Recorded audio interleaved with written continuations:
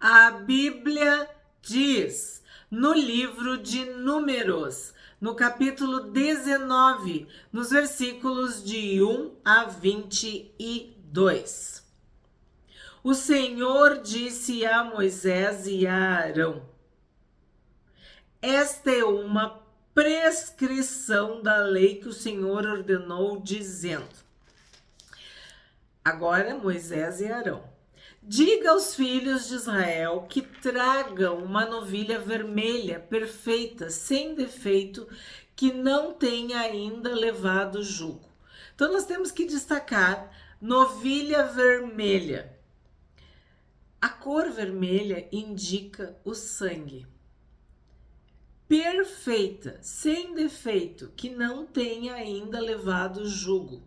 Então, perfeita, sem defeito, sem jugo, mostra o caráter, né? Mostra a perfeição, a pureza, a santidade, a purificação, a limpeza. Como que ela era especial. Entreguem essa novilha ao sacerdote Eleazar. Eleazar era o filho de Arão.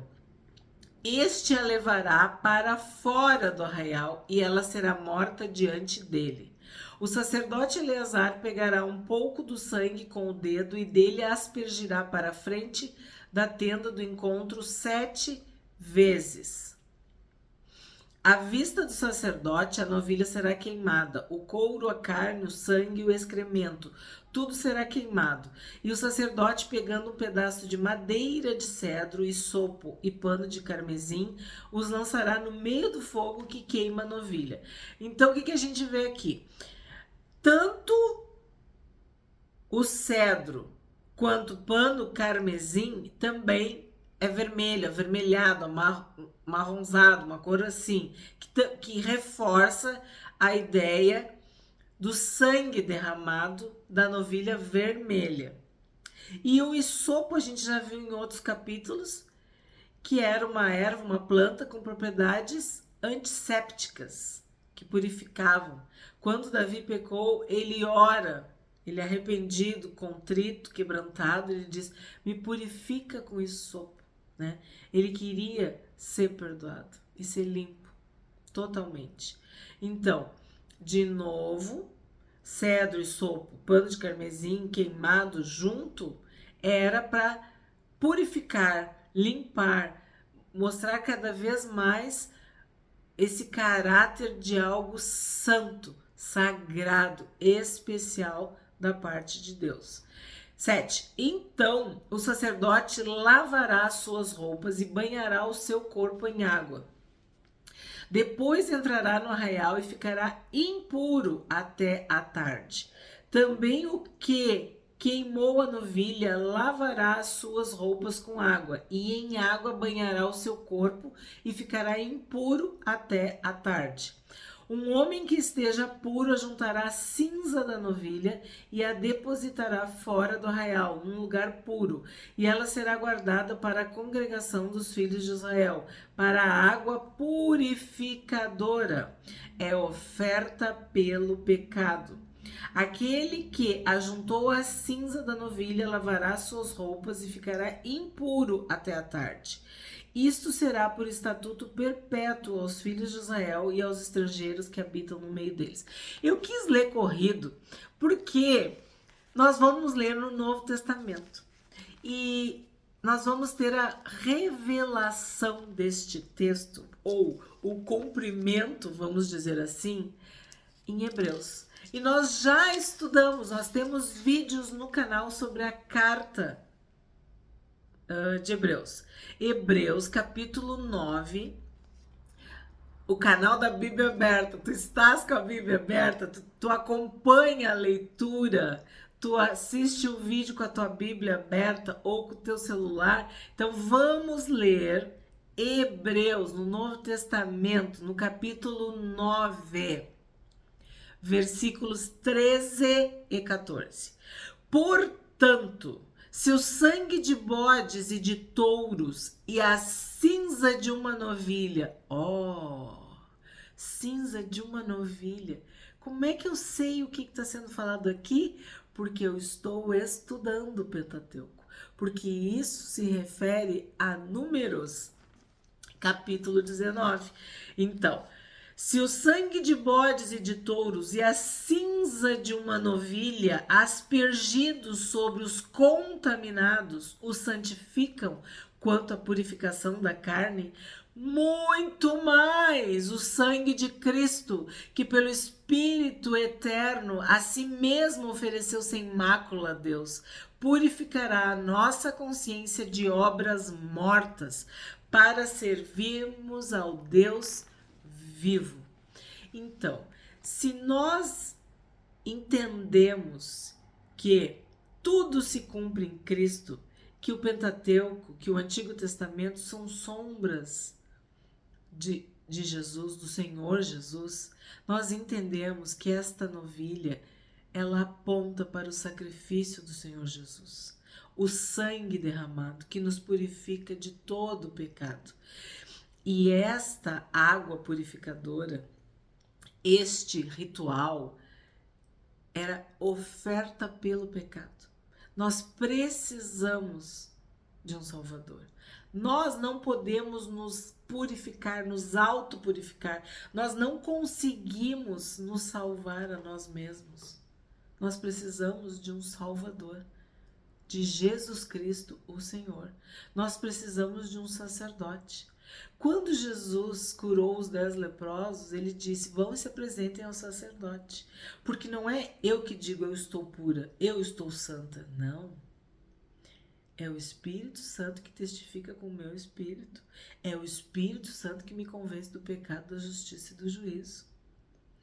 É o Espírito Santo que faz a obra de dentro para fora. É Ele que me salva. É Ele que me cura, é Ele que me liberta, é Ele que me purifica, é Ele que me santifica. Então, tu precisa de um Salvador, tu precisa de um sacerdote, tu precisa de um intercessor, tu precisa de um purificador, de alguém que te limpe, que te lave. Tu precisa da água purificadora, tu precisa da água da vida, tu precisa do Senhor Jesus. Quem que perdoa pecados? Jesus. Como que ele perdoa pecados? Porque ele derramou seu sangue puro, inocente, imaculado. Não há remissão, redenção, perdão sem derramamento de sangue. Então esta novilha vermelha simboliza o sangue de Jesus, a limpeza, a purificação, o perdão, a remissão, a nossa nova vida em Cristo. Tudo foi apagado, tudo está consumado, tudo foi perdoado, riscado, tornado sem efeito. O sangue de Jesus, a ressurreição de Jesus, nos permite essa purificação total, completa. E como é que tu sabe disso? Porque a obra que Jesus faz, que Jesus fez, ela é eterna. Do Éden, começou no Éden. Adão e Eva pecaram e tentaram resolver o problema do pecado com folhas. Mas foi preciso a morte, o derramamento do sangue, o cordeiro que foi imolado antes da fundação do mundo. Eles foram cobertos com peles.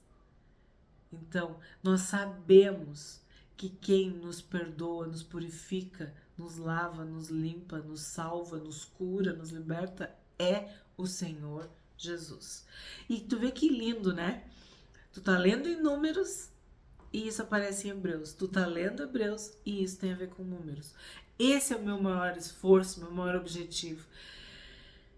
Apresentar a Bíblia como um único livro. O que a Bíblia diz? Do Gênesis ao Apocalipse. O Espírito Santo como autor da Bíblia. De capa a capa. Sem nenhuma dúvida. Quem escreveu a Bíblia Foi o Espírito Santo, foi Deus. Então nós estamos lendo números, mas a resposta está em Hebreus. Nós estamos lendo Hebreus e a explicação está em números. E eu tenho me esforçado para que vocês entendam isso. Que o que a gente está vendo em Gênesis, Êxodo, Levítico, Números, está nos evangelhos. Está em Mateus, Marcos, Lucas e João. Está nas cartas de Paulo. É um engano achar que a Bíblia é só o Novo Testamento. Não, a Bíblia é do Gênesis ao Apocalipse. 11. Aquele que tocar no cadáver de uma pessoa ficará impuro durante 7 dias. No terceiro dia e no sétimo dia se purificará com esta água e ficará puro. Mas se no terceiro dia e no sétimo não se purificar, não ficará puro. Todo aquele que tocar no cadáver de uma pessoa e não se purificar, contamina o tabernáculo do Senhor. Essa pessoa será eliminada de Israel, porque a água purificadora não foi aspergida sobre essa pessoa. Ficará impura. A sua impureza ainda estará nela. Então, quem é que nos purifica? Quem é que nos lava? O Senhor Jesus. Quem é que nos livra da morte? A vida. Jesus é o caminho, a verdade e a vida. Jesus ressuscitou, ele venceu a morte. Sabemos que o salário do pecado é a morte. Então, sempre que fala em cadáveres, é uma forma de falar da morte, de falar de pecado. E o Senhor Jesus, ele venceu a morte, mas para vencer a morte, ele teve que morrer. A vida teve que morrer para poder ressuscitar. O ladrão vem para roubar, matar e destruir, mas Jesus veio para nos dar vida, e vida eterna, vida abundante, vida plena, completa. Então, toda menção de cadáver de morte é pecado, é perdição, é inferno, é obra das trevas. E nós precisamos nos purificar disso. Nós temos que ser salvos disso. E quem que pode nos purificar? A água purificadora. Quem é a água purificadora? O Senhor Jesus. Jesus é a água da vida. E esta água é uma fonte que jorra para a vida eterna. E esta água nos limpa, nos purifica. Nós temos as roupas brancas, lavadas, enxaguadas, alvejadas, purificadas pela água da vida. 14. Esta é a lei quando alguém morrer numa tenda. Todo aquele que entrar nessa tenda e todo aquele que nela estiver ficarão impuros durante 7 dias. Também toda vasilha aberta sobre a qual não houver tampa amarrada ficará impura. Todo aquele que no campo aberto tocar em alguém que for morto pela espada, em outro morto, nos ossos de alguma pessoa ou numa sepultura ficará impuro durante 7 dias. Então, o que a gente vê aqui? Uma simbologia entre vida e morte, morte e vida. Jesus em nós é a vida. Jesus morreu a nossa morte para que nós tivéssemos a sua vida. Então, olha que forte isso. Tu vai perder a tua vida. E aí tu vai ganhar a vida de Jesus. Eu abro mão da minha vida, então eu morro. Eu crucifico o meu eu para ter a vida eterna. Se eu quiser ganhar a minha vida, se eu quiser viver do meu jeito, fazer os meus sonhos, realizar os meus projetos, eu vou morrer. Essa dicotomia é algo que parece contraditório, mas essa é a salvação. Jesus foi moído para que nós tivéssemos paz. Jesus foi humilhado para que nós tivéssemos honra e sermos recebidos como filhos. O castigo que nos traz a paz estava sobre ele. Ele se esvaziou de toda a sua glória para nos encher com o seu espírito. Ele abriu mão do trono para receber uma cruz.